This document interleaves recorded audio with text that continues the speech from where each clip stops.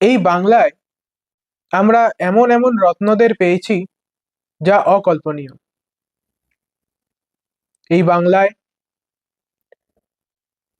অনেক অনেক হাজার হাজার বছর আগে থেকেই আধ্যাত্মিকতার দিক থেকে মহান ব্যক্তিরা জন্মগ্রহণ করেছেন, এবং তারা যে শুধুমাত্র আধ্যাত্মিক বা বলা যেতে পারে ধার্মিক শাস্ত্রের দিক থেকে অনেক অবদান দিয়েছেন তা নয়, এমনকি আমাদের আধ্যাত্মিকতার ভারতীয় দর্শনের যে মূল বিষয় মুক্তি, সেই মুক্তির চরম শিখরে তারা নিজেরা উপনীত হয়েছেন এবং হাজার হাজার মানুষদের সেই জায়গা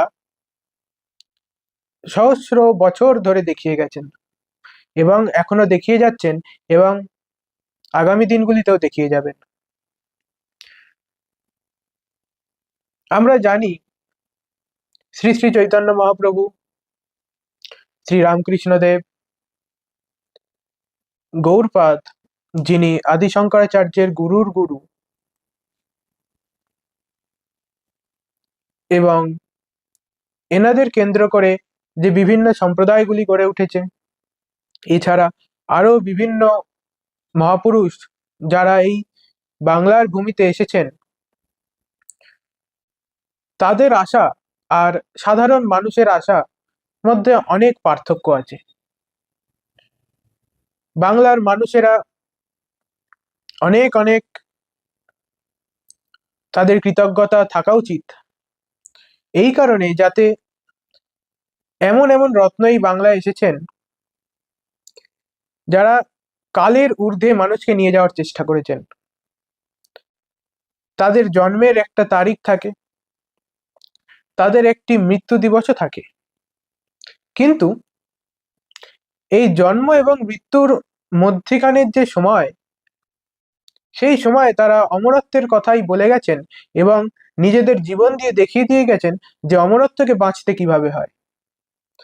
তারা দেখিয়েছেন যে জীবনটা শুধু জন্ম এবং মৃত্যুর মাঝে নয়, জীবনটা অনন্ত। জীবনটা শুধুমাত্র আমরা এই সাধারণ যেভাবে আমাদের দিনগুলিকে কাটিয়ে দিই, শুধুমাত্র এইটুকু কিছু কাজকর্ম, কিছু টাকা পয়সা রোজগার, এই ছোট ছোট জিনিসগুলোর মধ্যেই বেঁধে রাখার মতো জিনিস জীবন নয়। জীবন এমন এক অপরচুনিটি, যে অপরচুনিটিটাতে জন্ম এবং মৃত্যুর পারে যাওয়া যায়। যদিও এই যে জীবনের অনুভব আমাদের জন্ম এবং মৃত্যুর মাঝখানে, কিন্তু এটি শুধুমাত্র জন্ম এবং মৃত্যু এই দুটি খুঁটির মধ্যখানে বাঁধা নয়। আমাদের যে ধারণা জীবন সম্পর্কে, আমাদের যে ধারণা নিজেদের সম্পর্কে, সমস্ত কিছুকে বদলে দিয়েছেন বাংলার এই সম্পদ, বাংলার রত্ন, আধ্যাত্মিক যত বিরাট বিরাট ব্যক্তিত্ব এসেছেন, তারই মধ্যে একজন শ্রী শ্রী রামকৃষ্ণ পরমহংসদেব। তাদের মধ্যে একজন হলেও ইনি তাদের থেকে একটু হলেও আলাদা। কেন আলাদা? কারণ আমরা জানি যে যত মহাপুরুষরা এসেছেন, তারা কোনো না কোনো সম্প্রদায়, কোনো না কোনো চিন্তাধারা, কোনো না কোনো আইডিওলজি, ফিলোসফি, তার মধ্যেই কোনো না কোনোভাবে আটকে রয়েছেন। কিন্তু শ্রী শ্রী রামকৃষ্ণ পরমহংসদেব এমন একজন ব্যক্তি,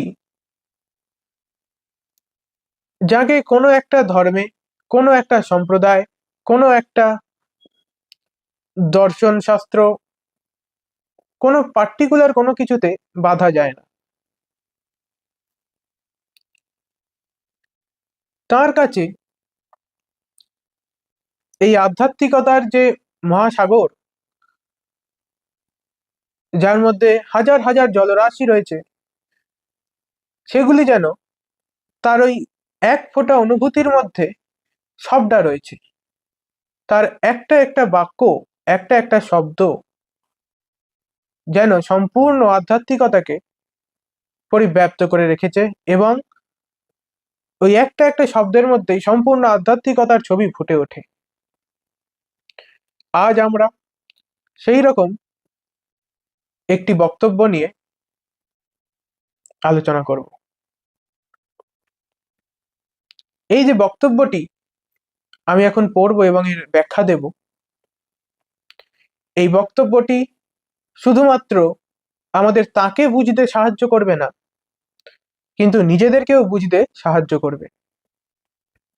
আমরা আধ্যাত্মিকতা ছাড়া অন্যান্য যত ধরনের ফিল্ড হয়, যেগুলোকে ফিল্ড বলা যায়, যেগুলোকে অনেক মানুষেরা এক্সপ্লোর করেন,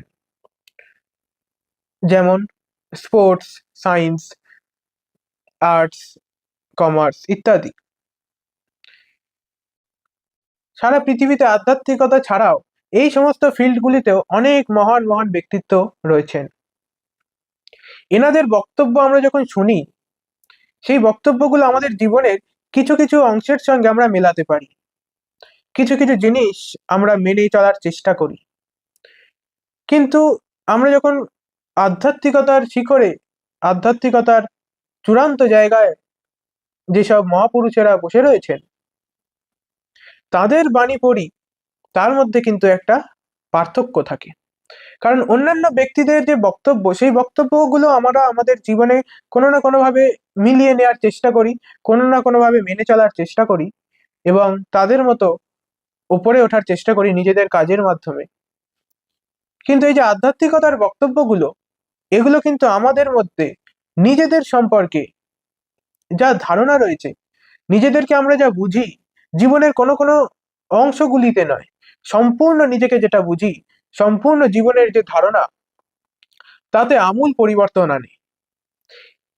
এইটাই অন্যান্য কোনো মহাপুরুষের বক্তব্য বা বাণী পড়া, বা আধ্যাত্মিকতার শিখরে একদম চূড়ান্ত জায়গায় বসে থাকা ব্যক্তিত্বদের, যেমন শ্রী শ্রী রামকৃষ্ণ পরমহংসদেব, এনাদের বাণীর মধ্যে পার্থক্য আছে। এনাদের বাণী শুনে যেন আমরা এটা মনে না করি যে আমাদের জীবনে আমাদেরকে এটাকে আনতে হবে, আমাদের জীবনে এটা আমাদেরকে কোনোভাবে চেষ্টা করে তুলে আনতে হবে, এটা আমাদেরকে মেনে চলতে হবে। আমরা সচরাচর এটাই করে থাকি, কোনো বাণী শুনি এবং সেই বাণী শুনে এটা আমাদের খুব ভালো লাগে, এবং জীবনে আমরা কোনো না কোনোভাবে ওটাকে ইমপ্লিমেন্ট করার চেষ্টা করি, ফুটিয়ে তোলার চেষ্টা করি, প্র্যাকটিক্যালি ওটাকে ফলো করার চেষ্টা করি। কিন্তু আধ্যাত্মিকতার বক্তব্যগুলো এইরকম নয়। আমার সারাটা দিন একরকম চলবে, আর আমি আধ্যাত্মিকতার একটা পরমহংসদেবের একটা বক্তব্য শুনলাম, এবং ওই বক্তব্যটাকে জীবনের একটা সময় লাগালাম, আর বাকি দিনটা আমি আমার মতো কাটালাম। এইরকম ভাবে আমরা এই বাণীগুলোর যে সঠিক মাহাত্ম্য, যে সঠিক মূল্য, তা কিন্তু আমরা কখনোই করতে পারবো না। সেই মূল্যায়ন আমরা করতে পারবো না, না আমরা সেইগুলোর সঠিক অর্থ বুঝতে পারবো, না আমরা সেই অনুসারে বাঁচতে পারবো। এই বাণীগুলো আমরা যখন পড়বো, আমাদের সর্বদা মাথায় রাখতে হবে যে এই বাণীগুলো অত্যন্ত গভীর, এবং এতটাই গভীর যে আমি নিজেকে যেটা মনে করি সেইটাই বদলে যাবে। এই বাণীগুলো পড়ার আগে, এর ব্যাখ্যা শোনার আগে আমি যা ছিলাম, এর ব্যাখ্যা শোনার পরে আমি আর তাই থাকবো না।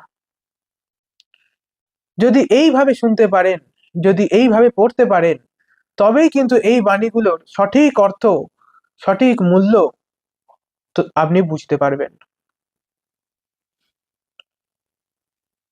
তাহলে চলুন শুরু করা যাক প্রথম বাণীটিকে দিয়ে, এবং সম্পূর্ণ বক্তব্যে আপনি সর্বদা নিজের কথা ভাববেন। এইটাকে কখনো কোনো বাইরের বিষয় পড়ার মতো করে বোঝার চেষ্টা করবেন না, সেইটাই সবচেয়ে বড় বাধা। সর্বদা নিজের অনুভূতির সঙ্গে মিলিয়ে দেখুন, নিজের সঙ্গে একদম এক করে দেখুন, দেখুন আপনার জীবনে কিভাবে লাগছে, তবে আপনি জাগবেন। বড় বড় ব্যক্তিরা যারা মুক্তি লাভ করেছেন, যারা আর এই পৃথিবীতে ফিরে আসবেন না, অথচ সর্বদা রয়েছেন।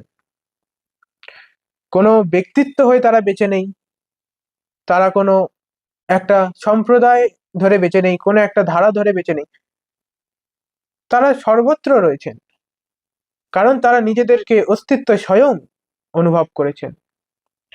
এই যে বাণীটি আমি এখন পড়ব, এই বাণীটিতেও এইটারই সম্পূর্ণ পথ দেয়া রয়েছে। এই পথ এমন কোনো পথ নয় যেইটা খুব নতুন, যেইটা দিয়ে আপনি কোনোদিনও চলেননি। এই পথ এই পথ দিয়ে আপনি সর্বদা চলছেন, কিন্তু আপনি দেখছেন না আপনি কিসের মধ্যে দিয়ে যাচ্ছেন। এই বাণীটি আপনাকে এই সেই যে পথ দিয়ে আপনি জন্ম জন্মান্তর কাটিয়ে এসেছেন এবং এই মুহূর্তটিও তারই মধ্যে দিয়ে কাটাচ্ছেন, সেই যে অস্তিত্ব, সেইটাকে চিনিয়ে দেবে। যেটা আপনি স্বয়ং, সেইটাকে চিনিয়ে দেবে। আর এই বাণীর সঠিক অর্থ যদি আপনি বুঝতে পারেন, শুধুমাত্র বুদ্ধি দিয়ে চেষ্টা করে নয়, অনুভূতির দিয়ে, তাহলে শ্রী শ্রী পরমহংসদেব আর আপনার মধ্যে এক চুলও পার্থক্য থেকে যাবে না। এইটাই কিন্তু গুরুদের কাজ। তারা তাদের বাণীর মাধ্যমে সম্পূর্ণ সত্যটাকে উজাড় করে দেন, কিন্তু সত্য তো কখনো বক্তব্যের মাধ্যমে বলা যায় না। তাই জন্য আপনারা যারা শুনছেন, আপনারা যারা বাণীটির সঠিক অর্থ জানার চেষ্টা করছেন, শুধুমাত্র যে শব্দগুলো বলা হচ্ছে সেইগুলোর দিকে মন দেবেন না, সেই শব্দগুলো যেটার দিকে ইঙ্গিত করছে সেই দিকেও তাকিয়ে দেখবেন। তাহলে প্রত্যেকটি বাণীর অর্থ আপনাদের কাছে খুব স্পষ্ট হয়ে যাবে। তাহলে চলুন শুরু করা যাক।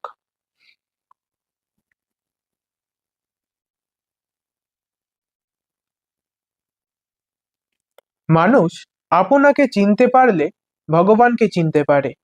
আমি কে ভালোরূপ বিচার করলে দেখতে পাওয়া যায় আমি বলে কোনো জিনিস নেই। হাত, পা, রক্ত, মাংস ইত্যাদি এর কোনটা আমি? যেমন পেঁয়াজের খোসা ছাড়াতে ছাড়াতে কেবল খোসাই বেরোয়, সার কিছু থাকে না, সেইরূপ বিচার করলে আমিত্ব বলে কিছু পাই না। শেষে যা থাকে তাই আত্মা, চৈতন্য। আমার আমিত্ব দূর হলে ভগবান দেখা দেন। তোমাদের আর কি বলবো, আশীর্বাদ করি তোমাদের চৈতন্য হোক। এই যে লাস্ট লাইনটা আমি পড়লাম, এই লাস্ট লাইনটা কিন্তু আপনারা জানেন কল্পতরুর সঙ্গে জড়িত। এই সম্পূর্ণ বাণী যেটা আমি পড়লাম এখন, এইটার ব্যাখ্যা আমি এখন দিচ্ছি।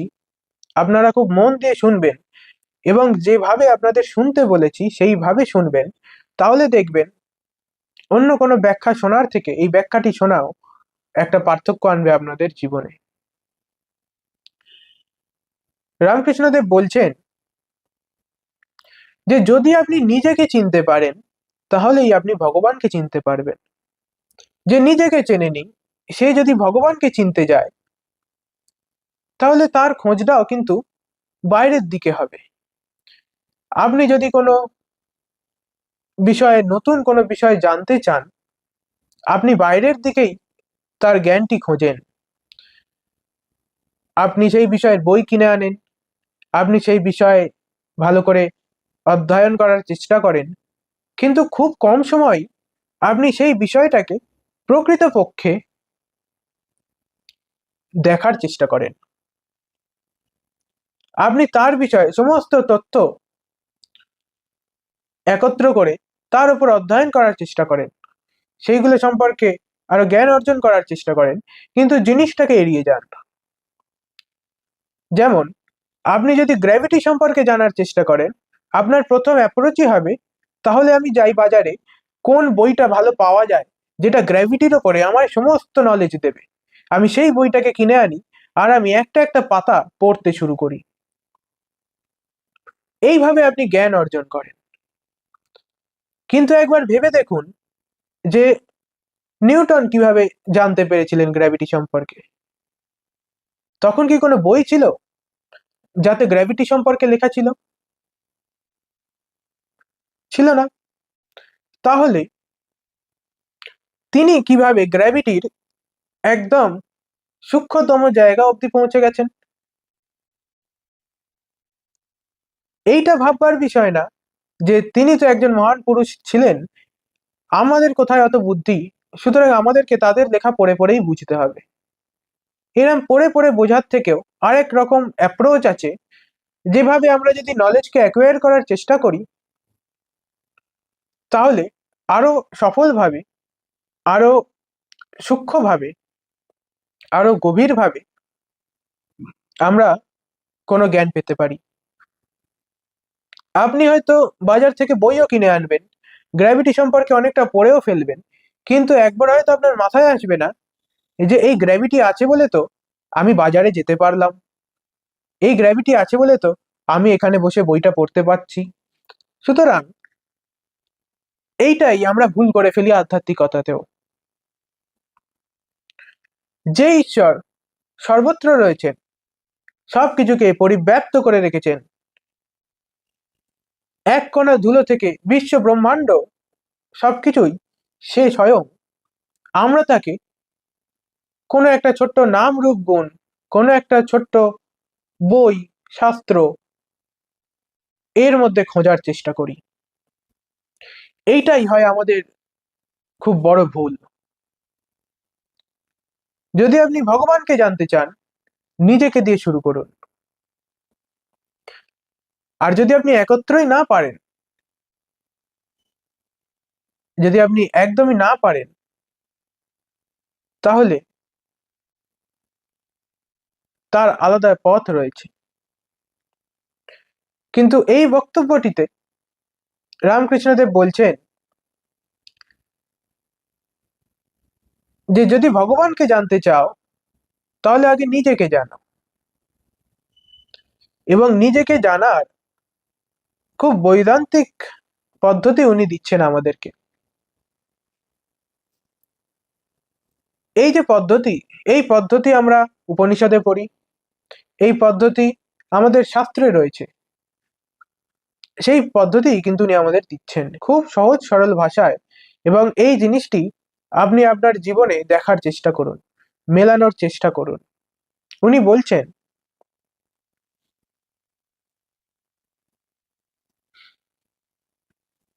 মানুষ আপনাকে চিনতে পারলে ভগবানকে চিনতে পারে। আমি কে ভালো রূপে বিচার করলে দেখতে পাওয়া যায় আমি বলে কোনো জিনিস নেই। আমি কে এই বিচার উনি করতে বলছেন। এই বিচার কেমন? এই বিচার আপনাকে আপনার একদম যে মূল জায়গা সেখান থেকে পরিবর্তন করে দেবে। আপনার কাছে এই যে জগৎটি রয়েছে, এই জগৎটির কেন্দ্রে কিন্তু আমি রয়েছে। এই জগৎটির কেন্দ্রে কিন্তু আপনার নিজের প্রতি যে ধারণাটা তৈরি করা, সেই ধারণাটি রয়েছে। সেই ধারণাটির আধারেই কিন্তু সমস্ত কিছু দাঁড়িয়ে আছে। ওইটাই কিন্তু ফাউন্ডেশন।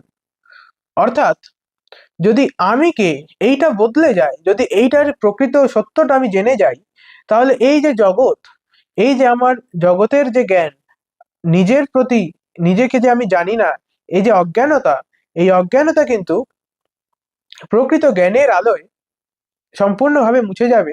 এবং এই যে জগতের যে ধারণা, সেই ধারণাও সম্পূর্ণভাবে বদলে যাবে। আমাদের চেষ্টা সবসময় থাকে যে আমি বাইরের দিকে কিভাবে সাফল্য লাভ করতে পারি, বাইরের জগতে আমি কি করে আরো উন্নতি করতে পারি। কিন্তু এই যে বাইরের জগতে উন্নতি আমরা যতই করে নিই না কেন, সমস্তটা কিন্তু আমি নিজেকে যেটা মনে করি তার সঙ্গে জড়িত। যদি সেইটাই ঠিক না থাকে, তাহলে কিন্তু বাইরের যতই আমি বাইরে সাফল্য পাই না কেন, সেইটা কিন্তু আমাকে প্রকৃত শান্তি দেবে না।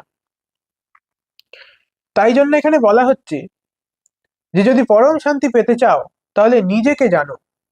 আর তুমি যদি নিজেকে জানতে পারো, তাহলেই তুমি ভগবানকেও জানতে পারবে। এবার নিজেকে জানার উপায় উনি বলছেন বিচার করো।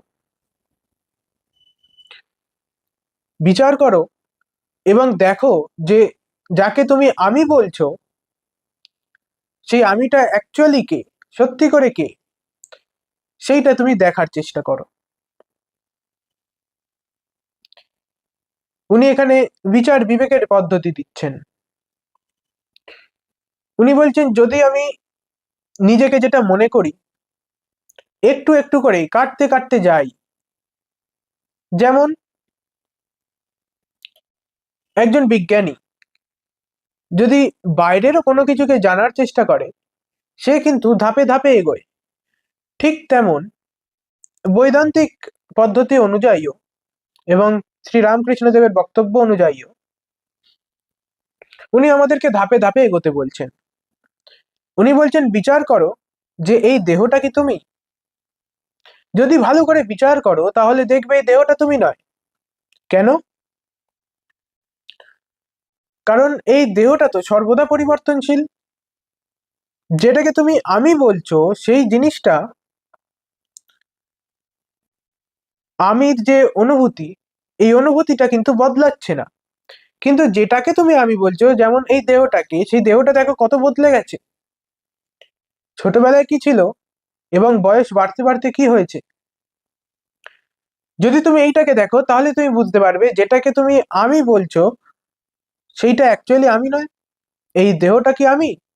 অ্যাকচুয়ালি তো এই দেহটা আমি নই। তাহলে এই যে দেহ, এই দেহ ধারণাটাকে আমি সরিয়ে রাখলাম।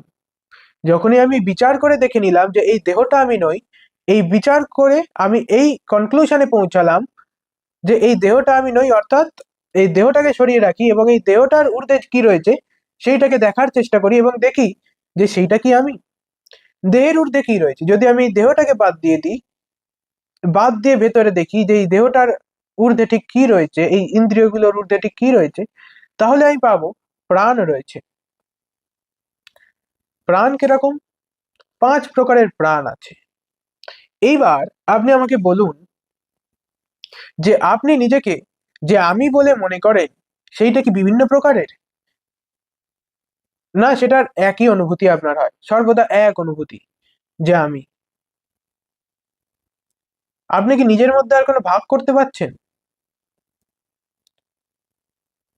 আপনার এই যে অনুভূতি, এই অনুভূতিটা তো স্থির, নাকি এই অনুভূতিটা এই নিঃশ্বাস প্রশ্বাসের মতো একবার আসছে একবার যাচ্ছে, এইরকম কি?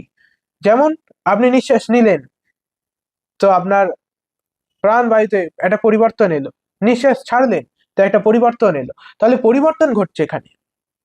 আমরা জানি যে যেটা প্রকৃত আমি সেইটা কিন্তু নিত্য, আর যেটা প্রকৃত আমি নয়, যেগুলো আমি ধারণা করে রেখেছি, সেই ধারণাগুলো কিন্তু সর্বদা অনিত্য, সর্বদা পরিবর্তনশীল। তাহলে এই প্রাণটা কি টিকে থাকে? এই প্রাণটা কি স্থির হয়ে আছে? না, প্রাণটা সর্বদা চঞ্চল, সর্বদা পরিবর্তনশীল। তাহলে এই প্রাণটিও আমি নই। আচ্ছা, তাহলে এই দেহটা আমি নই, এই প্রাণটা আমি নই, তাহলে কি এই মনটা আমি? যে মনটায় হাজারো বিচার আসতে থাকে, বিচার অর্থাৎ চিন্তা ভাবনা, ভালো লাগা খারাপ লাগা, এই সমস্ত বৃত্তি, চিত্ত বৃত্তি যা উঠতেই থাকে আবার চলেও যায়, এই মনটা কি আমি? এই চেতন মনটা? না, এই চেতন মনটিও আমি নই। এটি আমরা আরো ভালো করে বুঝতে পারবো যদি আমি আরেকটা উদাহরণ নিই। যেমন যখন আপনি গভীর নিদ্রায় থাকেন তখন কি আপনি থাকেন না? আপনি তো থাকেন। কিন্তু আপনার এই যে মন, যে মনে এত চিন্তা ভাবনা উঠছে এবং চলে যাচ্ছে, সেই মনটা কি থাকে? তখন কি আর কোনো চিন্তা আসে? তখন কি কোনো চিন্তা ফুটে ওঠে? তখন কিন্তু কোনো চিন্তা ফুটে ওঠে না। অর্থাৎ এই মনটিও আমি নই, কারণ এই মনও পরিবর্তনশীল। এই মনটাকে আমি এক সময় অনুভব করছি, অন্য সময় আর থাকছে না, আবার কিছুক্ষণ পর চলে আসছে, আবার কিছুক্ষণ পর থাকছে না, অর্থাৎ পরিবর্তনশীল, অনিত্য। তাহলে এই দেহটা আমি নই, এই প্রাণটা আমি নই, এই মনটাও আমি নই। তাহলে আমি কি আমার অবচেতন মন, যেইটাকে শাস্ত্র বিজ্ঞানময় কোষ বলছে, আমি কি সেইটা? সেইটা মানে কি? মানে হচ্ছে যখন আমি গভীর নিদ্রায় থাকি না, কিন্তু আমি স্বপ্ন দেখি, আমি স্বপ্ন অবস্থায় থাকি। সেই স্বপ্ন অবস্থায় থাকি, যখন আমরা থাকি তখন আমরা কি দেখি? আমরা দেখি যে বিভিন্ন ঘটনা ঘটছে আশেপাশে, বিভিন্ন জিনিস পরিবর্তন হচ্ছে, এবং কিছুক্ষণ পরে আবার সেই স্বপ্নটা ভেঙে যায়। এই যে স্থিতিটা আমরা স্বপ্নে অনুভব করি, যে জিনিসগুলো আমাদের স্বপ্নে আসে, সেই জিনিসগুলো কি চলতেই থাকে, নাকি সেই জিনিসগুলোও ক্ষণস্থায়ী, কিছুক্ষণের জন্য থাকলো আবার পরে নেই? মনে করুন আপনি ছোটবেলা থেকে এক ধরনের চিন্তাধারা নিয়ে চলেছেন, এবং আপনার অবচেতন মনে সেই চিন্তাধারাগুলি খুব দৃঢ় সংস্কার রূপে রয়ে গেছে। হঠাৎ জীবনে এমন কোনো ঘটনা ঘটলো, তাতে আপনার সেই সমস্ত যে দৃঢ় চিন্তা ভাবনাগুলি, যেভাবে আপনি আগে কাজ করতেন, সেই সমস্ত কিছু বদলে গেল, আপনার সংস্কারও বদলে গেল।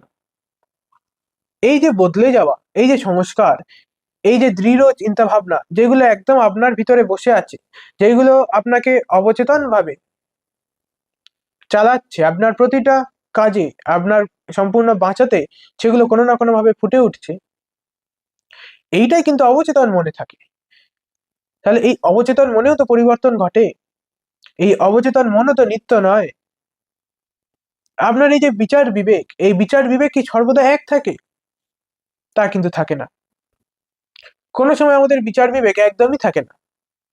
অনেক বিচার বিবেক অভ্যেস করে, অনেক জীবনে ধাক্কা খেয়ে, অনেক বুদ্ধি যখন খোলে, তখন অনেকটা আমাদের পরিবর্তন আসে বিচার বিবেকে। তো এই যে বিচার বিবেক, এইটাও কিন্তু এক সময় থাকে না, ধীরে ধীরে হয়, এবং বিবেকে ধার হয়। আমরা সঠিক এই যে যেমন নিত্য অনিত্য বিচার আমরা করছি এখন, এই জিনিসগুলো আমরা করতে সক্ষম হই। একসময় কিন্তু আমাদের এত বুদ্ধি থাকে না, কিন্তু এই বুদ্ধিতে ধার পড়তে পড়তে বিচার বিবেক, এই যে বিবেকের জাগরণ, সেটা ঘটে। অর্থাৎ এই যে বিজ্ঞানময় কোষ, এই যে অবচেতন মন, এটাও তো নিত্য নয়। এটাও তো একসময় ধারালো ছিল না, এটাও তো একসময় একরকম ছিল। আবার ধীরে ধীরে এটাও তো পরিবর্তন হচ্ছে, আবার যেটা হচ্ছে একসময় সেটাও থাকবে না, সেখান থেকেও আরো হয়তো উন্নত হবে, আরো হয়তো অন্যরকম হবে। অর্থাৎ এই অবচেতন মনটিও আমি নই, এই সমস্ত কিছুর সাক্ষী কিন্তু আমি। অর্থাৎ এই যে সমস্ত কিছু আছে, এই সমস্ত কিছুকে কিন্তু আমি দেখছি, এগুলো কিন্তু আমার কাছে স্পষ্ট যে এগুলো রয়েছে। কিন্তু দেখতে দেখতে আমি এটাও দেখছি যে এর মধ্যে কোনোটাই আমি নই। কারণ যেটাকে আমি বলি, সেটা তো কখনোই বদলাচ্ছে না, তার যে অনুভূতি, সেখানে তো কখনোই পরিবর্তন আসছে না। অথচ এই জিনিসগুলোকে আমি এতদিন আমি মনে করতাম, এই দেহটা আমি, এই মনটা আমি। তা কিন্তু নয়। এই বিচার বিবেক শ্রীরামকৃষ্ণদেব করতে বলছেন। উনি কি বলছেন? যে তুমি ভালো করে দেখো, যদি ভালো করে দেখো তাহলে আমিত্ব বলে কিছু পাবে না। তাহলে আমরা কি দেখলাম? আমরা দেখলাম এই দেহটা আমি নই, এই মনটা আমি নই, প্রাণটাও আমি নই, এবং এই মনেরও যে দুটো ভাগ, চেতন মন এবং অবচেতন মন, এগুলিও আমি নই। যদি বেদান্তের ভাষায় বলা হয়, তাহলে অন্নময় কোষটি আমি নই, অর্থাৎ এই স্থূল দেহটি আমি নই। প্রাণময় কোষটি আমি নই, অর্থাৎ এই প্রাণ আমি নই। মনোময় কোষটি আমি নই, এই যে এত চিন্তা ভাবনা, ভালো লাগা খারাপ লাগা, এই সমস্ত কিছু আমি নই। বিজ্ঞানময় কোষটিও আমি নই, অর্থাৎ আমার যে সংস্কার, এই যে আমার সমস্ত যে চলার ভঙ্গি, আমার সমস্ত যা কিছু আমি জন্ম জন্মান্তর ধরে নিয়ে আসছি এই জীবনে, যা কিছু আমার সেই সংস্কার হিসেবে রয়েছে, সেইগুলি আমি নই। কারণ সেগুলো তো সর্বদা পরিবর্তনশীল। আগে একরকম ছিল, এই জীবন যখন আমি কাটিয়ে নিচ্ছি, এই জীবন অনুযায়ীও সেই সংস্কারে পরিবর্তন আসছে, এবং পরবর্তীকালে সংস্কার অন্যরকম হয়ে যাবে। অর্থাৎ এই সংস্কারও আমি নই, এই বিজ্ঞানময় কোষও আমি নই, আমার বিচার বুদ্ধি বিবেকও আমি নই, কারণ এগুলোও তো একসময় ছিল না, এগুলোরও তো জাগরণ ঘটাচ্ছি। এই জিনিসগুলো তো আমি যত পড়ছি, যত গুরুর কথা শুনছি, যত এরম বিচার বিবেক করছি, তাতে এই বিচার বিবেক বুদ্ধিতে আরো ধার আসছে। অর্থাৎ এই বিজ্ঞানময় কোষটিও আমি নই। এর ঊর্ধ্বে কি আছে? বেদান্ত কি বলে? বেদান্ত বলছে এর ঊর্ধ্বে আছে আরেকটি, সেটি হচ্ছে আনন্দময় কোষ। আনন্দময় কোষে কি রয়েছে? যত আপনি কর্ম করছেন, এই যে আপনার সূক্ষ্ম দেহ অর্থাৎ প্রাণময় কোষ, মনোময় কোষ, বিজ্ঞানময় কোষ, এই যে আপনার স্থূল দেহ, অন্নময় কোষ, এই সমস্ত কিছু যে এসছে, এই সমস্ত কিছু যে চলছে, এটি কেন চলছে তার কারণ রূপে সেই আনন্দময় কোষ রয়েছে। সেই কারণ রূপে সেই কারণ শরীরটি রয়েছে। এই স্থূল শরীর এবং সূক্ষ্ম শরীরের কারণ হিসেবে সেই কারণ শরীরটি রয়েছে, সেটি হচ্ছে আনন্দময় কোষ। যেইখানে আপনার যত কর্ম রয়েছে, আপনি যে মনে করেন যে আমি জীবনে এই সময়ে পাপ করেছিলাম, এই সময় আমি পুণ্য অর্জন করেছিলাম, ভালো কাজ করেছিলাম, এই সময় আমি দান করেছিলাম, এই সময় আমি ভোগ করেছিলাম, ইত্যাদি যত কিছু আপনার রয়েছে, এগুলো সেই সমস্ত কিছু কিন্তু ওই কারণ শরীরে সমস্ত কর্মের সমস্ত কিছু কিন্তু আনন্দময় কোষে রয়েছে। সেই আনন্দময় কোষের অনুভূতি আমাদের কখন হয়? দুটো সময় হয়। এক সময় হয় ঠিক সমাধিস্থ হওয়ার আগের মুহূর্তে। যখন আমরা সমাধিস্থ হই, সমাধির অনুভূতি যখন হয়, তো সমাধি ঠিক আগে যে শূন্যতা থাকে, যদি না কেউ ধ্যানে গিয়ে থাকে, এটি তারা সঠিক করে বুঝতে পারবেন না। তবে বলে রাখি আমি, যে শূন্যতার অনুভূতি ধ্যানে হয়, সেইটি কিন্তু আনন্দময় কোষের অনুভূতি। এবং সাধারণ মানুষদের জন্য তারা প্রতিদিনই এটার অনুভূতি করেন। কিভাবে করেন? যখন আপনি গভীর নিদ্রায় থাকেন, যখন না আপনার ইন্দ্রিয় দ্বারা কোনো কিছু মনে ফুটে ওঠে, অর্থাৎ মনও তখন নিষ্ক্রিয় হয়ে থাকে, চেতন মনটি, অবচেতন মনটিও চলে না, অর্থাৎ আপনি তখন কোনো স্বপ্নও দেখেন না, কিন্তু এক অন্ধকার, এক নিস্তব্ধতা সেইটি থাকে, একটা ব্ল্যাঙ্কনেস, একটা এমটিনেস থাকে,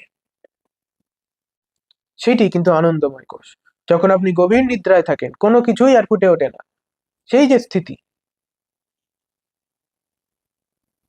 যেখানে আর সময়েরও হিসেব রাখা যায় না, সেইটি কিন্তু আনন্দময় কোষ, তার অনুভূতি। এইবার একবার আমি শ্রীরামকৃষ্ণদেবের বাণীটি আর একবার পড়ি, দেখুন আপনাদের কাছে কতটা স্পষ্ট হয়ে যাবে। এই যে দেখলাম যে এই যে দেহ, অন্নময় কোষ, এটি আমি নই, প্রাণময় কোষ, এটিও আমি নই, মনোময় কোষ, সেটিও আমি নই, এবং বিজ্ঞানময় কোষ, সেটিও আমি নই, এবং এই সবের ঊর্ধ্বে যে আনন্দময় কোষ, যে শূন্যতা, যে মহাশূন্য, তাও আমি নই। তাহলে আমি কে? এবার তাহলে আমি কে, যত লজিক্যালি আমি আপনাদের এইগুলো আমি নই বুঝিয়ে দিলাম, যত সহজে আপনারা বুঝে নিলেন, তত সহজে কিন্তু আমি কে এটা বোঝা যাবে না। কেন বোঝা যাবে না? কারণ এটি বাক্য মনাতীত। আমি বাক্য দিয়ে না সেই অনুভূতি বলতে পারবো, না আপনি মন দিয়ে সেই অনুভূতি ধরতে পারবেন, সেটি একটি অনুভূতি। আমি অবশ্যই বাক্য দিয়ে তার দিকে ইঙ্গিত করে দিতে পারি, ঠিক যেমন আমাদের শাস্ত্ররা করে। আমাদের শাস্ত্রগুলি, মহাপুরুষের বাণী, এই সমস্ত কিছু কিন্তু সেই সত্যের দিকে, সেই আত্মা, সেই চৈতন্যের দিকে ইঙ্গিত করছে, কিন্তু আপনাকে সরাসরি তার অনুভূতি দিতে সক্ষম হচ্ছে না। কেন হচ্ছে না? কারণ এই যে অনুভূতি দেওয়ার পদ্ধতিটি আমি দিয়ে দিতে পারি, অনুভূতি হওয়ার ঠিক আগের মুহূর্ত অব্দি আমি আপনাকে নিয়ে যেতে পারি, এবং এমন মুহূর্ত অব্দি নিয়ে যেতে পারি যে মুহূর্তের পরে অনুভূতি হবেই হবে, কিন্তু অনুভূতিতে আমি আপনাকে ফেলতে পারি না, একদম অনুভূতিতে গিয়ে আপনাকে দাঁড় করাতে পারি না। কারণ যে সময় আপনার অনুভূতি হবে, সেই সময় আপনিও থাকবেন না। এইটির অর্থ এইবার রামকৃষ্ণদেবের বাণীর মাধ্যমে বোঝার চেষ্টা করি। দেখুন উনি কি বলছেন।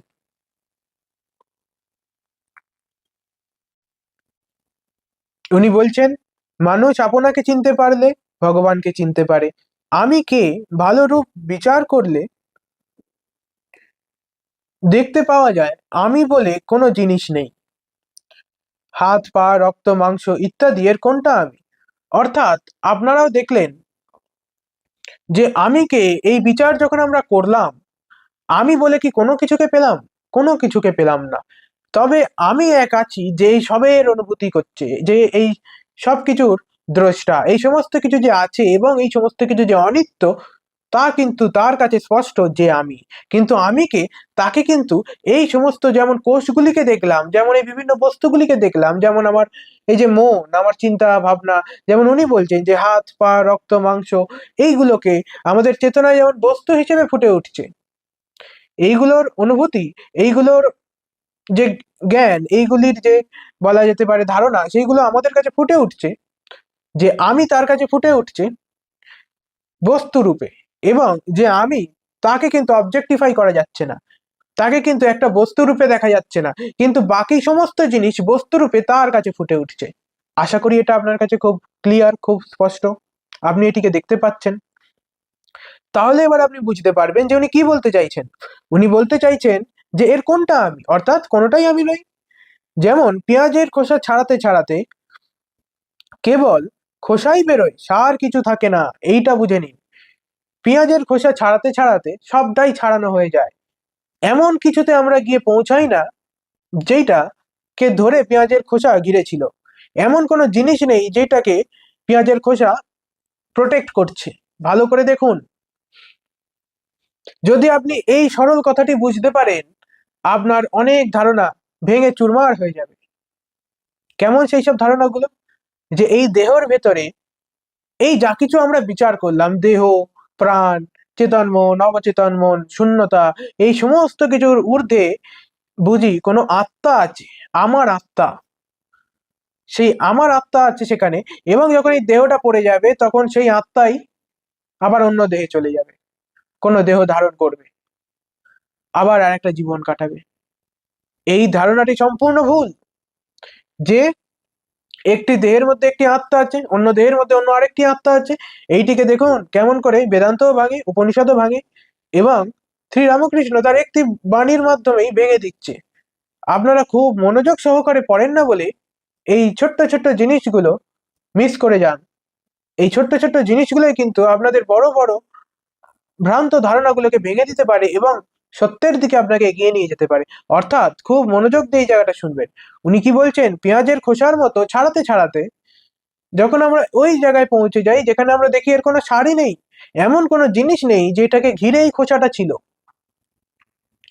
অর্থাৎ এই যে অন্নময় কোষ, এই যে প্রাণময় কোষ, এই যে মনোময় কোষ, এই যে বিজ্ঞানময় কোষ, এই যে আনন্দময় কোষ, এই সমস্ত কোষকে যদি আমি পার করে চলে যাই তাহলে কি আমি কিছু পাবো? এমন কিছু কি পাবো যেটাকে ঘিরে এই সমস্ত কিছু রয়েছে? এমন কোনো সার পাবো না, এমন কোনো সার পাবো না যেই সারটাকে ঘিরে এগুলো ছিল, যেইটাকে এই সমস্ত কিছু যেন প্রোটেক্ট করছে, এই সমস্ত কিছু যেন তাকে আবরণ করে রয়েছে। কোনো সার পাবো না। তাহলে কি আমি বলে কিছু নেই? তা নয়। দেখুন শ্রীরামকৃষ্ণদেব কি বলছেন, এবং যদি আপনি এই কথাগুলি ধরে আত্ম উপলব্ধির দিকে যেতে পারেন, তাহলে আপনি দেখবেন যে রামকৃষ্ণদেব যেটি বলছেন এবং আপনার যেটা অনুভূতি হচ্ছে, দুটোর মধ্যে কোনো ভেদ নেই, অদ্বৈত সেই অনুভূতি। দেখুন উনি কি বলছেন। উনি বলছেন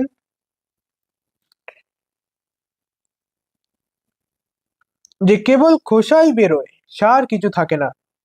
সেই রূপ বিচার করলে আমিত্ব বলে কিছু পাই না। তাহলে যেটাকে এত আমি আমি বলি, সেই রাম কোনো জিনিস পাই না। কোনটাকে আমি বলবো সেরাম কোনো জিনিস পাই না। অর্থাৎ এই সমস্ত কিছুর যেমন শূন্যতাটা দেখলেন, সেরকম শূন্যতারই মতো আর একটা কিছু আপনি পাবেন না। এইরাম দেহটার মতো, এইরাম মনটার মতো আর একটা কিছু আপনি পাবেন না যেইটা আপনার অনুভূতিতে আসবে। তাহলে কি কিছুই পাবেন না? অবশ্যই, অবশ্যই এমন কিছুকে পাওয়া যাবে যেইটা আগে থেকে পাওয়া হয়েই রয়েছে কিন্তু দেখা হয়নি, যেইটা অতি সহজ, যেটা নিত্য, অর্থাৎ সর্বদা বিদ্যমান, কিন্তু অনুভূতিতে আসেনি, কিন্তু তাকে আগে কখনো জানা যায়নি, আগে কখনো তার প্রতি সচেতন হওয়া হয়নি। এই যে মোমেন্ট, এই মোমেন্টটা কিন্তু খুব ভাইটাল মোমেন্ট। এই যে একটা বক্তব্য, এইটার যে আমি ব্যাখ্যা দিচ্ছি, এই যে ব্যাখ্যাটি আপনি শুনছেন, এই যে পদ্ধতিটি আপনি জানছেন, এইটা একাই কিন্তু এনাফ আপনার সেলফ রিয়েলাইজেশনের জন্য, আপনার আত্ম উপলব্ধির জন্য। এইটা ধরে খালি আপনি চলুন, এই একটি বক্তব্যই কিন্তু আপনাকে মুক্তির দিকে নিয়ে চলে যেতে পারে এবং এই জীবনেই এখনই এখানেই মুক্তি দিতে পারে, যদি আপনি সম্পূর্ণ সমর্পণের সঙ্গে এই বক্তব্যটি শোনেন এবং নিজের উপলব্ধির সঙ্গে মেলাতে মেলাতে এগোন। তাহলে যখন আপনি দেখে নিলেন, যত গভীরে দেখা যায়, যত দূর অবধি দেখা যায়, যত দূর যত নিকট, সমস্তটা দেখে নিলেন, আপনি কিন্তু আমি বলে কাকে ডাকছেন সেরকম কোনো কিছুকে পেলেন না। এই যে পেলেন না, কেন পেলেন না? এই যে পেঁয়াজের খোসা, এটা কেমন? এটা কিন্তু বাইরের। এই যত কোষগুলো বললাম, এটা কিন্তু বাইরের। এখনো পর্যন্ত আপনি যতই মনের গভীরে ঢুকে যান, অবচেতন মনে চলে যান এবং তাকে পার করেও চিত্ত বৃদ্ধি নিরোধ করেও একদম শূন্যতায় চলে যান, তাও কিন্তু আপনার আত্ম উপলব্ধি হলো না। কেন হলো না? কেন আমি বলে কিছু পেলেন না? কারণ আপনি বহির্মুখী। কারণ আপনি এখনো বাইরের দিকে তাকিয়ে আছেন। আপনি মনে করছেন যে এই দেহটা তো বাইরের, এই দেহটা বাহ্যিক, ঠিক আছে, আমি তো দেহটা থেকে এগিয়ে গেলাম, আমি প্রাণ দেখলাম, কিন্তু এই প্রাণও পরিবর্তনশীল, সেটাও দেখলাম। দিয়ে তার থেকেও এগিয়ে গিয়ে মনকে দেখলাম, মন পরিবর্তনশীল, এটা দেখার পরেও এই যে মনের ঊর্ধ্বে আমি অবচেতন মন, তাকেও দেখলাম যে অবচেতন মনেরও তো উপলব্ধি আমার হচ্ছে, এটারও তো একটা অনুভূতি আমার হচ্ছে। তাহলে আমি তো মনে আটকে নেই, তার ঊর্ধ্বেও আমি আছি, এটাও দেখলাম, অবচেতন মনটাও দেখলাম। অবচেতন মনের ঊর্ধ্বে গিয়ে আমি শূন্যতাকেও দেখলাম। তাও কি আমি অন্তর্মুখী হইনি? তাও কি আমি এখনো বাইরেই রয়ে গেলাম? হ্যাঁ, আপনি বাইরেই রয়ে গেলেন। আপনি অবশ্যই খোসা ছাড়াতে ছাড়াতে, বাইরের গুলো ছাড়াতে ছাড়াতে ভেতরের গুলো ছাড়াচ্ছেন, কিন্তু এখনো আপনি বাইরেই রয়ে গেলেন। কারণ যদি আপনি বাইরে থেকে ভেতরে যাওয়ার চেষ্টা করেন, তাহলে কোনোদিনও পৌঁছাতে পারবেন না। বাইরের গুলো ছাড়ানোর, এই যে খোসা ছাড়ানো হচ্ছে, এই যে বাইরের কোষগুলিকে দেখা হচ্ছে, এইটার একটাই উদ্দেশ্য। কি উদ্দেশ্য? যে এইগুলো যে কতটা পরিবর্তনশীল, কতটা অনিত্য, সেইটা দেখে নেওয়া, এবং এইগুলোর যে কোনো সার নেই সেইটা দেখে নেওয়া। এই যে রামকৃষ্ণদেব বলছেন যে কোনো সার পাওয়া গেল না, কিসের সারের কথা বলছেন উনি? উনি বলছেন এই যে বাইরের জগৎ, বাইরের জগৎ মানে বাহ্যিক জিনিসের কথা বলছি না, আপনার ভেতরের জিনিসগুলোর কথাই বলছি। এই যে দেহটা, এই যে চেতন মন, অবচেতন মন, প্রাণ, শূন্যতা ইত্যাদি সমস্ত কিছু, এই সমস্ত কিছুও কিন্তু বাইরের জগৎ, আপনি তখন অন্তর্মুখী হননি। এর কোনো সার নেই, এমন কোনো কিছু নেই যেটা রয়ে যায়। ভালো করে দেখুন, এই দেহটা মাটি ছাড়া আর কিছু নয়, মাটি এটা, এবং মাটিতেই মিশে যাবে একদিন। এই পঞ্চভূতের, পঞ্চভূত আপনারা জানেন কি কি? এই পঞ্চমহাভূত: অগ্নি, মাটি, জল, বায়ু এবং আকাশ। তাহলে কি কি হলো? অগ্নি, জল, বায়ু, মাটি, আকাশ। এই পঞ্চমহাভূতেরই কিন্তু এই যে স্থূল শরীর অন্নময় কোষ, এই দেহ, এবং সূক্ষ্ম শরীর প্রাণময় কোষ, মনোময় কোষ, বিজ্ঞানময় কোষ, এই সমস্ত কিছু কিন্তু পঞ্চমহাভূতের তৈরি, এবং পঞ্চমহাভূতের থেকেই এগুলো এসছে এবং পঞ্চমহাভূতেই মিশে যাবে। অর্থাৎ এর কোনো সার নেই। পঞ্চমহাভূত কি ফান্ডামেন্টাল, সেই পঞ্চমহাভূত কি নিজের শক্তিতে চলে? যদি একটু উপনিষদের গভীরে যান, যদি একটু বেদান্তে যান, তাহলে আপনি দেখবেন এই পঞ্চমহাভূত নিজের শক্তিতে চলে না। সেই ব্রহ্ম, সেই যেটা স্বয়ং আমি, যেটা অস্তিত্ব, যেটা আত্মা, যেটা পরমাত্মা, যেটা ঈশ্বর, তারই শক্তিতে এই সমস্ত কিছু চলছে। সুতরাং অগ্নির শক্তি নেই যে অগ্নি পোড়াবে, জলের শক্তি নেই যে জল আপনাকে স্বচ্ছ করবে, বায়ুর শক্তি নেই যে এক জিনিসকে অন্য এক জায়গা থেকে অন্য জায়গায় এক জিনিসকে নিয়ে যাবে। এই যে সমস্ত শক্তি, সেই অদ্বৈত ব্রহ্ম, সেই অদ্বৈত আত্মা যেটা স্বয়ং আমি, তারই শক্তি, সেই পরমাত্মারই শক্তি, সেই পরমেশ্বরেরই শক্তি, সে স্বয়ং এই সমস্ত কর্ম করছে, কিন্তু কর্তা ভাব ছাড়া। এই সমস্ত জিনিস দর্শনের অনেক গভীরে আমাদেরকে নিয়ে চলে যায়। কিন্তু এই বাণীটি এত সহজ সরল কিন্তু অত্যন্ত গভীর, যেহেতু আমরা একটি একটি অংশ এর বুঝতে বুঝতে এগোচ্ছি। এই বাণীটির মাধ্যমে আমরা এটা বুঝতে পারছি যে এই যে পঞ্চমহাভূতের তৈরি স্থূল শরীর, সূক্ষ্ম শরীর, এবং এই যে স্থূল এবং সূক্ষ্ম শরীর যে কারণের জন্যে রয়েছে, যে কারণের জন্য এই সূক্ষ্ম শরীর ধারণ হয়েছে, স্থূল শরীর ধারণ করা হয়েছে, তার যে কারণ, সেই কারণ পর্যন্ত এই সমস্তটা স্থূল ও সূক্ষ্ম কারণ, এই সমস্তটাই অনিত্য এবং এর কোনো সার নেই। এটি সম্পূর্ণভাবে উঠেছে এবং সম্পূর্ণভাবে লয় হয়ে যাবে। এর কোনো একটা কণা নেই যেটা রয়ে যাবে, এর কোনো একটা কণা নেই যেটা নিত্য, সম্পূর্ণভাবে অনিত্য এটি, এর কোনো সার নেই। যখন এইটা দেখা হয়ে যায়, তখন এই সমস্ত কিছু কিসে ফুটে উঠছে, এই সমস্ত কিছু কার কাছে খুব স্পষ্ট। কে এই সমস্ত কিছুর দ্রষ্টা, কে এই সমস্ত কিছুর সাক্ষী, তাকে দেখার জন্য এই অন্তর্মুখী হতে হয়। যখন আমি বলে বাইরের খোসাগুলো ছাড়াতে ছাড়াতে কোনো সারই পেলাম না, কোনো কিছুই পেলাম না, তখনই অন্তর্মুখী হওয়া হচ্ছে। সেই শূন্যতা থেকে অন্তর্মুখী হওয়া হয়। যখন আপনি অন্তর্মুখী হচ্ছেন, তখন এমন এক ঘটনা ঘটছে যেটা কালের ঊর্ধ্বে, যেটাকে না ঘটনা বলা যায়, না ঘটনা ছাড়া অন্য কিছু বলা যায়। দেখুন, এতক্ষণ অবধি, অন্তর্মুখী হওয়ার আগে অবধি আমি লজিকের মাধ্যমে, লজিক দিয়ে, লজিক্যালি আপনাদের সমস্ত কিছু বুঝিয়ে এলাম, পেঁয়াজের খোসা ছাড়িয়ে গেলাম। কিন্তু যখন আর সার পাওয়া গেল না, তখন যখন আমি অন্তর্মুখী হয়ে গেলাম, তখন যে বক্তব্যটি আমি দিচ্ছি, এই বক্তব্যটিকে আপনি কিন্তু আপনার বুদ্ধি দিয়ে আর ধরতে পারবেন না। এর আগে অবধি তা ধরা সম্ভব ছিল, কিন্তু এখন আর ধরা সম্ভব নয়। না আমি সম্পূর্ণ সেটাকে ব্যক্ত করতে পারবো, না আপনি সম্পূর্ণ সেটাকে মন দিয়ে ধরতে পারবেন। এইটি এই অনুভূতির বিষয়। রামকৃষ্ণদেব এবার কি বলছেন? বলছেন,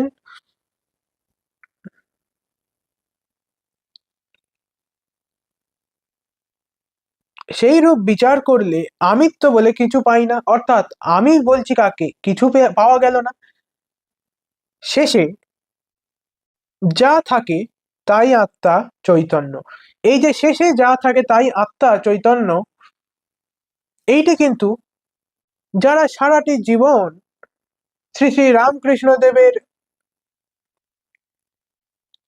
বক্তব্য শুনে বুঝে প্রচার করে মানুষদেরকে জাগিয়ে তার বক্তব্যের মধ্যে দিয়ে, রামকৃষ্ণ দেবের বক্তব্যের মধ্যে দিয়ে সারাটা জীবন তারা কাটিয়ে দিয়েছেন, তারাও কিন্তু এটির অর্থ আপনাদের কাছে স্পষ্ট করে দিতে পারবেন না।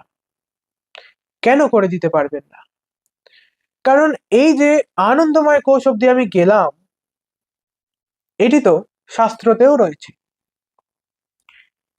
এটি তো ভালো রূপে বিচার করলেও দেখা যায়। কিন্তু এই যে অন্তর্মুখী হওয়ার কথাটা আমি আপনাদের বললাম, এই কথাটি কিন্তু রামকৃষ্ণদেব খুব স্পষ্ট করে বলছেন না। উনি বলছেন শেষে যা থাকে তাই আত্মা চৈতন্য। এবার শেষে যা থাকে এইটা কিন্তু মহান যোগীরা পর্যন্ত উপলব্ধি করতে পারবেন না। কেন পারবেন না? এই কারণে পারবেন না, কারণ তারা ওর মধ্যেই খুঁজছেন। সেই যে বহির্মুখী হয়ে আছে, বহির্মুখী যখন শূন্যতার অনুভূতি হচ্ছে এবং শূন্যতাতেও কোনো কিছু পাওয়া যাচ্ছে না, ওর মধ্যেই খুঁজছেন। রামকৃষ্ণদেব কিন্তু বললেন শেষে যা থাকে। কিন্তু আমি আরেকটি ডাইমেনশন খুলে দিলাম আপনাদের কাছে, যে শেষে যা থাকে এটির অর্থ এই নয় যে আপনি যেমন এইরকম পেঁয়াজের খোসা ছাড়াতে ছাড়াতে যেমন বাইরের দিক দিয়ে ছাড়াচ্ছিলেন, অন্নময় কোষ, প্রাণময় কোষ, মনোময় কোষ, বিজ্ঞানময় কোষ, আনন্দময় কোষ, ওই আনন্দময় কোষের শূন্যতায় থেকে যাবেন না। ওই আনন্দময় কোষ অব্দি আপনি যখন বহির্মুখী আছেন, আপনার সচেতনতা যখন বাইরের দিকে চলছে, ওইটাতেই থেকে যাবেন না। মনে করবেন না যে ওইখানেই শেষ হয়ে গেল, ওই শেষের কথা কিন্তু বলছেন না রামকৃষ্ণদেব। রামকৃষ্ণদেব বলছেন যে অন্তর্মুখী হও ওখান থেকে, কে দেখছে তাকে দেখো। যখন তুমি সেইটা দেখে নেবে যে কে দেখছে, কে এই যে পেঁয়াজের খোসাগুলো, এর মধ্যে কোনোটাই আমি নেই, আমি এর মধ্যে কোনোটা নই, সেটা কে দেখলো, তাকে দেখো। এইটার কথা কিন্তু রামকৃষ্ণদেব বলছেন। অর্থাৎ যখন আমরা সেইটা দেখে নিই, যখন আমরা অন্তর্মুখী হয়ে যাই, যখন আমরা দ্রষ্টার দ্রষ্টা হয়ে যাই, যখন আমরা সাক্ষীর সাক্ষী হয়ে যাই, যেটাকে দেখা হচ্ছে আর যে দেখছে, যখন এই দুটোর মধ্যে কোনো ভিন্নতা থাকে না, কোনো পার্থক্য থাকে না, কোনো দূরত্ব থাকে না, যে সাক্ষী আর যেটার সাক্ষী হচ্ছে এর মধ্যে কোনো দূরত্ব থাকে না, কোনো পার্থক্য থাকে না, কোনো দ্বৈততা থাকে না, সেইটাই কিন্তু আত্ম উপলব্ধি, সেইটাই কিন্তু আত্মার দর্শন, আত্মদর্শন, সেইটাই কিন্তু চৈতন্য হওয়া। যখন চেতনা বহির্মুখী থেকে অন্তর্মুখী হয়ে নিজেকে দেখে নেয়, নিজের স্বরূপ চিনে নেয়, সেইটাই চৈতন্য হওয়া। চৈতন্য হোক, এই কথাটি আমরা কতবার শুনেছি, আমরা বছর বছর প্রতি বছর রামকৃষ্ণদেবের কল্পতরুতে আমরা শুনে থাকি, কিন্তু এর সঠিক অর্থ কি আমরা বুঝতে পারি? এর সঠিক অর্থটি শুনে রাখুন, এবং যদি আপনি একটুকু সিরিয়াস হন, যদি আপনি একটুকু জেগে থাকেন, কারণ অনেক মানুষ এই সমস্ত বক্তব্য শোনেন কিন্তু ঘুমিয়ে ঘুমিয়েই শোনেন, তাদের ঘুমের মধ্যে স্বপ্ন হয়ে এগুলো চলে, তারা চোখ খুলে দেখেন না যে এগুলোতে কি বলা হচ্ছে। যদি আপনার একটুকু চোখটা খুলে থাকে বিচার বিবেকের মাধ্যমে, যদি আপনার মনে একটুকু সত্যিকারের প্রশ্ন জেগে থাকে যে আমি কে, এইটা আমার জানতেই হবে, যদি এইটা ছাড়া অন্য কোনো জিনিস আপনার কাছে এর থেকে বেশি গুরুত্বপূর্ণ হয়ে এই মুহূর্তে আর দাঁড়াচ্ছে না, তাহলে সঙ্গে সঙ্গে এই বক্তব্য অনুযায়ী আপনি আপনার ভিতরটিকে দেখতে শুরু করুন, আত্মবিশ্লেষণ করুন, এবং নিজেকে যা কিছু মনে করেন, যেমন রামকৃষ্ণদেব বলছেন যে পেঁয়াজের খোসা ছাড়াতে ছাড়াতে, তেমন এই অন্নময় কোষ, প্রাণময় কোষ, মনোময় কোষ, বিজ্ঞানময় কোষ, আনন্দময় কোষ, এই কোষগুলোকে ছাড়াতে ছাড়াতে এগোন।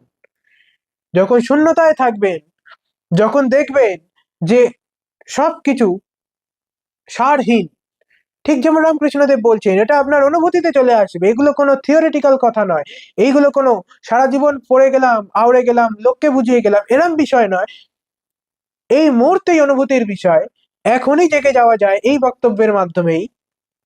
যখন আপনি এতটা সিরিয়াস, এতটা জেগে আছেন, তখন আপনি দেখবেন যে শূন্যতা অবধি আপনি বহির্মুখী আছেন, সেই মুহূর্তে অন্তর্মুখী হয়ে যান, সেই মুহূর্তে কে এই শূন্যতারও সাক্ষী, কে এই শূন্যতারও দ্রষ্টা, তার দিকে ঘুরে যান। যখন তার দিকে ঘুরে যাবেন, তখন যার দিকে ঘুরে যাবেন আর যে ঘুরে যাবে, দুটোর মধ্যে আর কোনো পৃথক কিছু থাকবে না। কারণ যে সচেতনতার মধ্যে দিয়ে আপনি বাইরেটাকে দেখছিলেন, সেই সচেতনতার মধ্যে দিয়েই আপনি সচেতনতার উৎসকে দেখে নেবেন। যখন সূর্যের রশ্মি সূর্য থেকেই বেরিয়ে এই সমস্ত জগৎকে আলোকিত করছে, অথচ ভুলেই যাচ্ছে তার নিজের স্বরূপ কি, তখন সেই সূর্যের রশ্মিকেও যদি ঘুরিয়ে দেয়া হয়, যদি আবার ঘুরিয়ে সূর্যেতে পাঠিয়ে দেয়া হয়, তাহলে একবার কল্পনা করে দেখুন কি হবে। সেই রশ্মি, যার মনে হচ্ছে আমি তো একটা রশ্মি মাত্র, সে তার নিজের স্বরূপ চিনবে এবং নিজেকে সূর্য হিসেবে জানবে। ঠিক এই ঘটনাটি আপনার সঙ্গে ঘটবে। যখন আপনি যে সচেতনতাটাকে বাইরের দিকে লাগিয়ে বাইরের এই জগৎটিকে আলোকিত করছিলেন, এই সমস্ত কিছুর সম্পর্কে সচেতন হচ্ছিলেন, সেই সচেতনতাকে অন্তর্মুখী করে তার উৎসতে ফিরিয়ে নিয়ে যাবেন।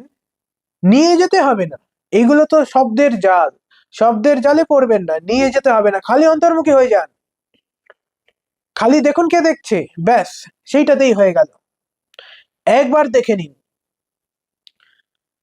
আপনার ব্রহ্ম দর্শন হয়ে যাবে, ঈশ্বর দর্শন হয়ে যাবে, আমি কে তার উত্তর জানা হয়ে যাবে, সেই জ্যোতির্ময়ের দর্শন হয়ে যাবে,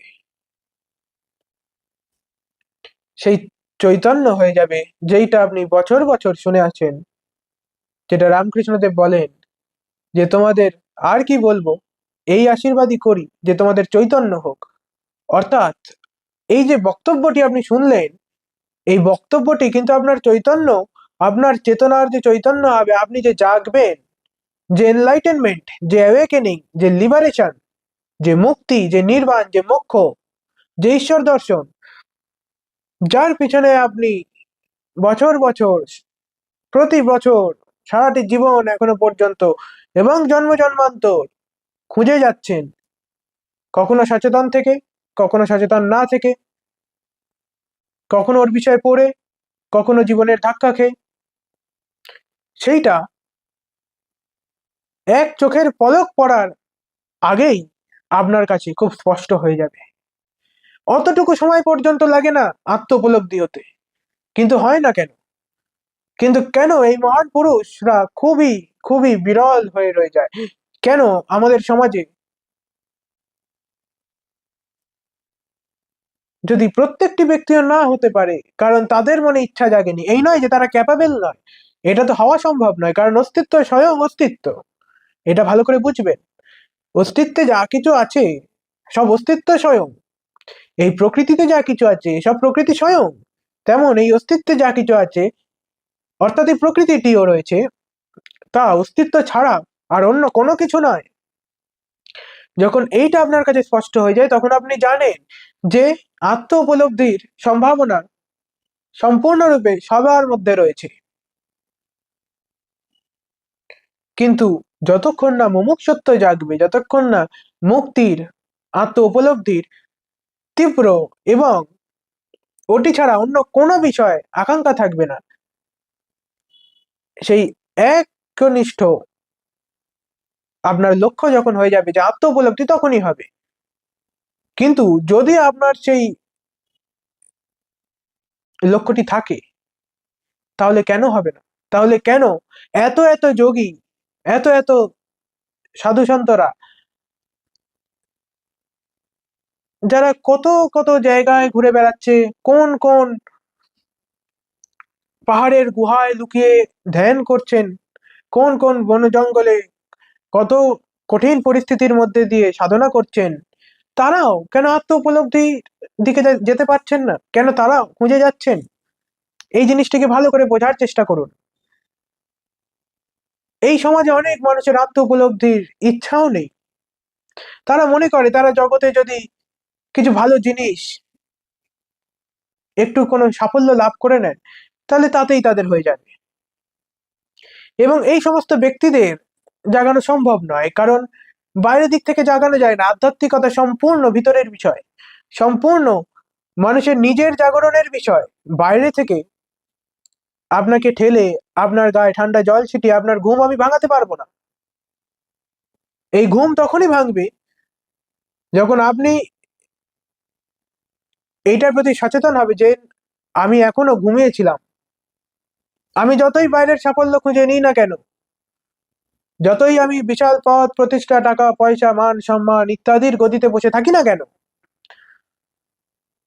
একদম গভীরে আমি কিন্তু শান্তি পাইনি, আমি কিন্তু আনন্দ পাইনি।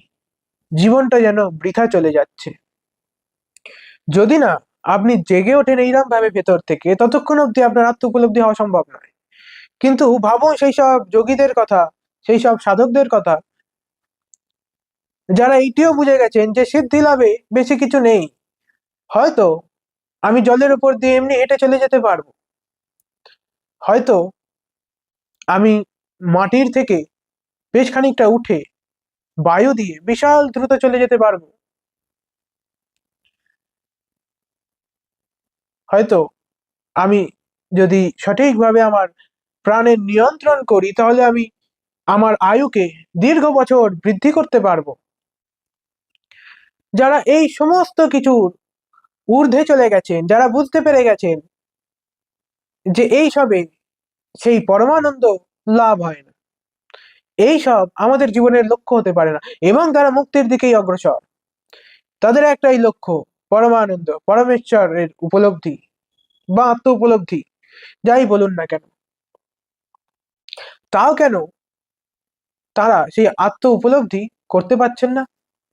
একটাই কারণে করতে পারছেন না, কারণ তারা বহির্মুখী। তারা যদি ধ্যানের অনেক গভীরেও চলে যান, তারা ওই শূন্যতা অবধি চলে যান, তারা মহাশূন্য অবধি চলে যান, কিন্তু শূন্যের সাক্ষীর প্রতি সচেতন হন না। তাই জন্য তারা ধ্যানের চূড়ান্ত জায়গা থেকেও ফিরে আসেন এবং নিজেদের ব্যর্থ হিসেবেই দেখেন এবং সাধনা চালিয়েই যান। এই বিষয়টি শুধুমাত্র পাহাড়ে, জঙ্গলে বা সমাজকে যারা ছেড়ে দিয়েছেন, যারা সন্ন্যাসী হয়ে গেছেন, তাদের জন্য নয়, সংসারে থাকা সমস্ত ব্যক্তিদের জন্য।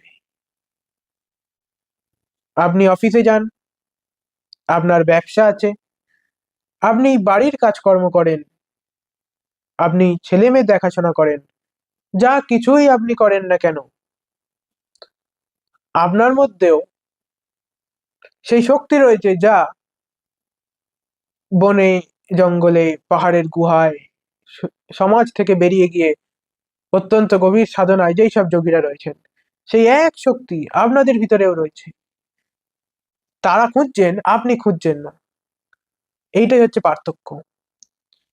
এবার তারা খুঁজেও পাচ্ছেন না। কেন পাচ্ছেন না? কারণ তারা ধ্যানের গভীরে চলে গেলেও তারা বহির্মুখী হয়ে রয়ে যাচ্ছেন। আর আপনি তো এখনো ধ্যান কি জিনিস সেইটা একটু ভেবেও দেখেননি। এই পার্থক্যগুলো রয়েছে, কিন্তু এই পার্থক্যগুলোকে মুছে ফেলতে কতক্ষণই বা সময় লাগে? বেশি সময় লাগে না। এই মহাপুরুষদের বাণী, আজকের যে বাণীটি আমরা পড়লাম এবং এর ব্যাখ্যাটি জানলাম, শুধু জানলাম নয়, এখান থেকে মুক্তির পথ, সহজ পথ আমরা পেলাম। যদি আমরা এইটি অবলম্বন করি, তাহলে এই সংসার ত্যাগ করতে হবে না, তাহলে আমার যত দায়িত্ব আছে এই সমস্ত কিছু ত্যাগ করতে হবে না। এই সমস্ত কিছু ত্যাগ না করেও, বনে জঙ্গলে না গিয়েও, অনেক অনেক বছর সাধনা তপস্যা এবং অসংখ্যবার ঈশ্বরের নাম জপ না করেও ঈশ্বর দর্শন হওয়া সম্ভব। আমাদের পদ্ধতিটা ঠিক নেই, তাই জন্য আমাদের ঈশ্বর দর্শন হয় না, তাই জন্য আমাদের আত্ম উপলব্ধি হয় না।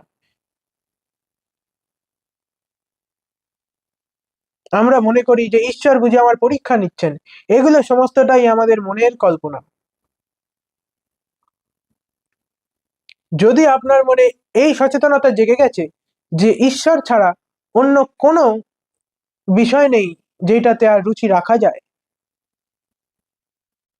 যেইটাতে মনটা রাখলে আনন্দ পাওয়া যায়, তাহলে মনে করুন আপনার পরীক্ষা শেষ, আপনার অজ্ঞান অন্ধকার দূর হয়েই গেছে। এইবার খালি আপনি সঠিক পথটি দেখুন। এইবার খালি আত্ম উপলব্ধির জন্য এই যে মহান বক্তব্যগুলো এবং তার যে এই সহজ এবং সঠিক ব্যাখ্যা, এই ধরে আপনি আপনার অনুভূতিতে দেখুন, আপনার উপলব্ধিতে আনুন। সত্যিকারে দেখুন যে আমি কে। যদি এটা দেখতে পারেন এবং দেখতে দেখতে শূন্যতায় চলে যান এবং সেটাকেও বহির্মুখী থেকে অন্তর্মুখী হয়ে যেতে পারেন, তাহলেই আপনার ঈশ্বর দর্শন নিশ্চিত, তাহলেই আত্ম উপলব্ধি নিশ্চিত। তাহলে চলুন আমরা শ্রীরামকৃষ্ণ দেবের এই বক্তব্যটি আর একবার পড়ে আমাদের বক্তব্যটি সমাপ্ত করি।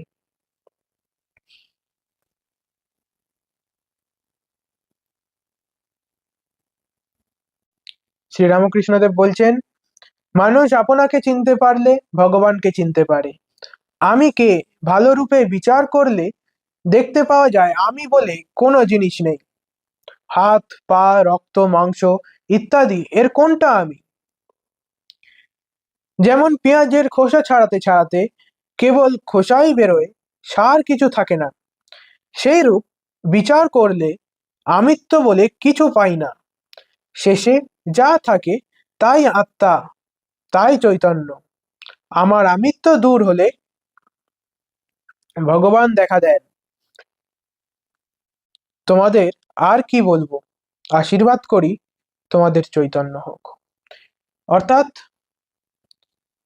এই যে আমিত্ব, এই যে আমি নিজেকে যেটা মনে করি, যেটাই আমার ধারণা হোক না কেন, নিজের যে পরিচয় আমি নিজেকে দিই, বাইরের লোককে মানুষকে কি দিই সেটা তো একটা বিষয়, কিন্তু নিজেকে যেটা প্রকৃতপক্ষে মনে করি সত্যিকারে,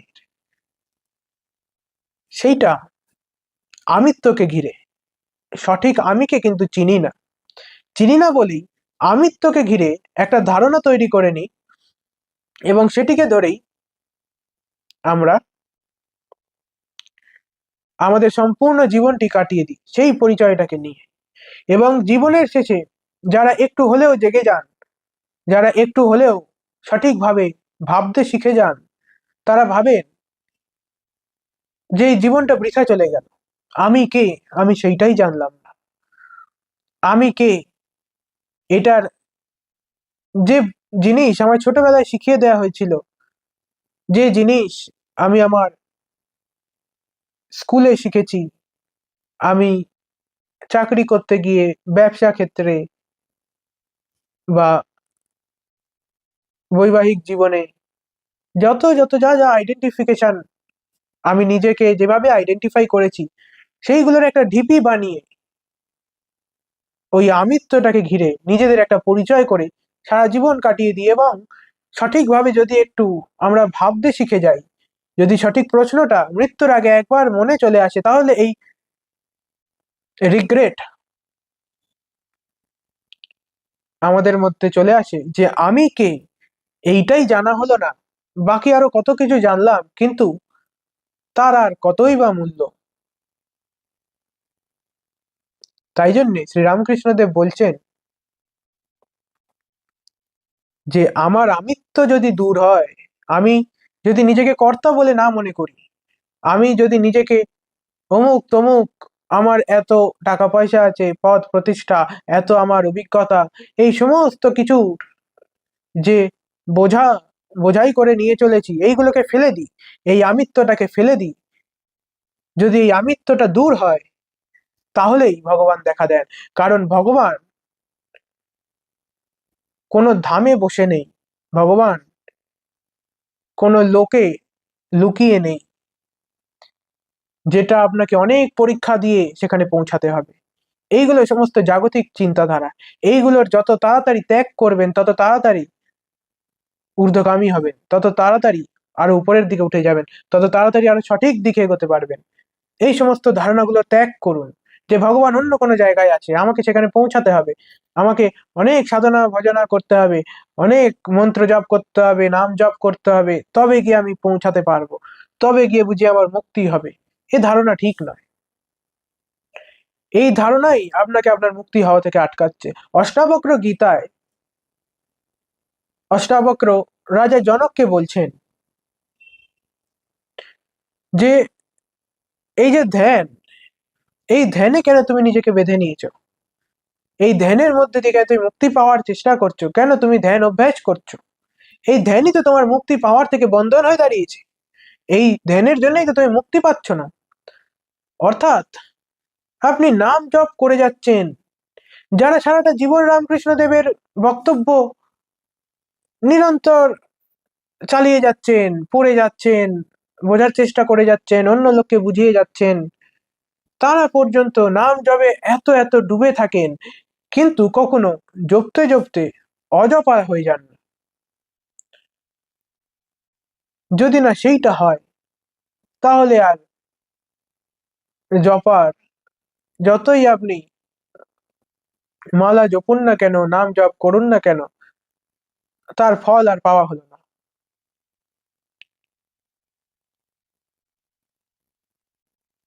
যখন আপনার আর জপের হিসেব থাকবে না,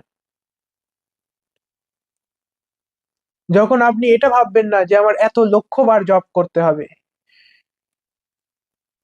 যখন আপনি এই জপের বন্ধন থেকে মুক্ত হয়ে যাবেন এবং একবার তার নাম আপনার স্মরণে চলে এলেও আপনি সে ছাড়া অন্য কোনো কিছু থাকবেন না, সেইটাই হচ্ছে জপের মূল জায়গা। কেন এতবার নামটা জপ করতে হবে বলুন তো? এই কারণেই জপতে হয়, কারণ ওই আমিত্বটা যায় না।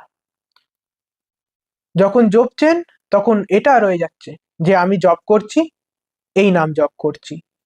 এই জন্যই তো এত এত লক্ষ লক্ষ বার জপ করেন। যখন এই ভাবটাই থাকবে না যে জপ করছি, তখন জপ নিজে থেকে হবে। তখন যেটা হচ্ছে ওটাই জপ। তখন যে জপছে আর যার নাম জপছে দুটোর মধ্যে কোনো পার্থক্য থাকবে না।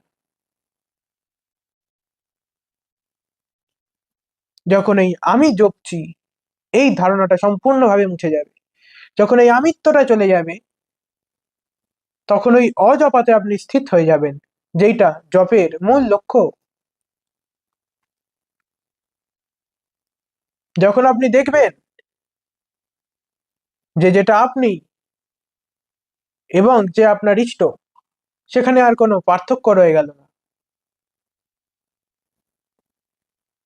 সেইটাই আত্ম উপলব্ধি, সেইটাই ঈশ্বর দর্শন। এবং তারই কথা শ্রী শ্রী রামকৃষ্ণ পরমহংসদেব এই বক্তব্যে বলছেন, এবং বলছেন এই সমস্ত কিছুর মধ্যেই আত্ম উপলব্ধির কথা, চেতনার চৈতন্য হওয়ার কথা সম্পূর্ণরূপে ব্যক্ত করা হয়েছে। আর কিছু বলার বাকি নেই। এই কথাটাই বলা হচ্ছে যে তোমাদের চৈতন্য হোক। আপনারা যদি সত্যিকারের খোঁজি হন, সত্যিকারের আপনাদের মধ্যে এই খোঁজ থাকে যে আমি কে, ঈশ্বর দর্শন ছাড়া আমার আর অন্য কোনো কিছু লক্ষ্য নয়, এই যে এই মুহূর্তে আমি বাঁচছি, আমার একটাই লক্ষ্য যে ঈশ্বর দর্শন, আত্ম উপলব্ধি।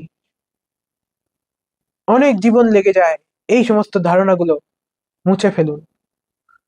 রামকৃষ্ণদেব কি বলছেন? যখন এই আমিত্বটা থাকে না, তখনই ঈশ্বরের দর্শন হয়, তখনই ভগবান লাভ হয়। তাহলে ভগবান কি দূরে আছেন? ভগবান কি কোনো ধামে আছেন? না ভগবানকে পাওয়ার জন্য অনেক জন্ম জন্মান্তর বা অনেক বছর তপস্যা করতে হবে? কোনোটাই নয়। এই আমিত্বটা যখন মুছে যায়, যখন আপনি দেখে নেন যে আমি বলে তো কিছুই নেই, তাহলে কাকে ঘিরে আমিত্ব রেখেছি, এ তো ভ্রম মাত্র, তখন চেতনার চৈতন্য হয়। যদি আপনারা সম্পূর্ণ মনোযোগ দিয়ে এবং মুমুক্ষুত্বের সঙ্গে মুক্তির তীব্র এবং একনিষ্ঠ আকাঙ্ক্ষার সঙ্গে এই সমস্ত বক্তব্য এবং ব্যাখ্যাটি শুনে থাকেন, তাহলে আমি আপনাকে বলছি যে আপনার চৈতন্য এখনই এবং এই মুহূর্তেই এবং এখানেই হচ্ছে, হবেও নয়, হচ্ছে। আপনি জাগুন এবং দেখুন। যারা এখনো খুঁজছেন তাদের জন্যে আমি শ্রী শ্রী রামকৃষ্ণ দেবের শেষের এই কথাটি বলেই আজকের বক্তব্য সমাপ্ত করছি। তোমাদের আর কি বলবো, এইটাই বলার যে তোমাদের চৈতন্য হোক। ধন্যবাদ। ভিডিওটি আপনার ভালো লাগলে লাইক করুন, শেয়ার করুন এবং কমেন্ট করে আমাদের জানান। আমাদের চ্যানেলটি সাবস্ক্রাইব করে বেল আইকনে ক্লিক করুন, যাতে পরবর্তী ভিডিওগুলি আপনি মিস না করেন। ধন্যবাদ।